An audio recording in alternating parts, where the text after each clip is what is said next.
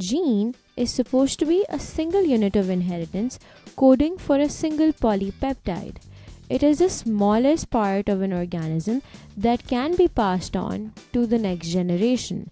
One unit of inheritance or single unit of inheritance actually means that it is the smallest part of an organism that can be passed on to its next generation.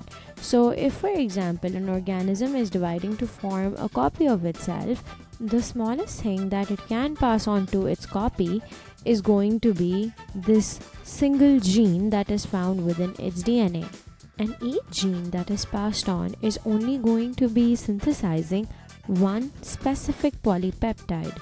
And some proteins might only contain a single polypeptide, but some proteins that may have a quaternary structure can actually have more than one polypeptide.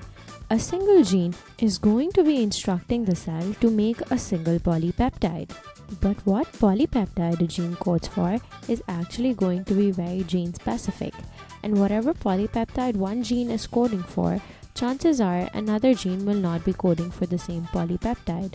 Which is why, even if one nucleotide that was forming a single gene changes, the sequence of nucleotides changes inside a gene, and that changes up the gene entirely.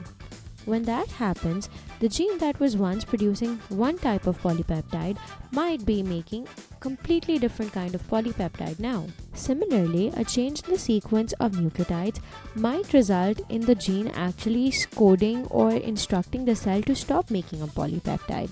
So, for example, let's say this gene was supposed to make X polypeptide, but now because the gene has changed, because one nucleotide inside the sequence of the gene has changed, it is now instructing the cell to not make that polypeptide again at all. And so when that starts happening, the cell actually starts losing or changing its function entirely. So therefore, the genes need to be controlled very precisely, and their structure and sequence of nucleotides must be precisely controlled and maintained.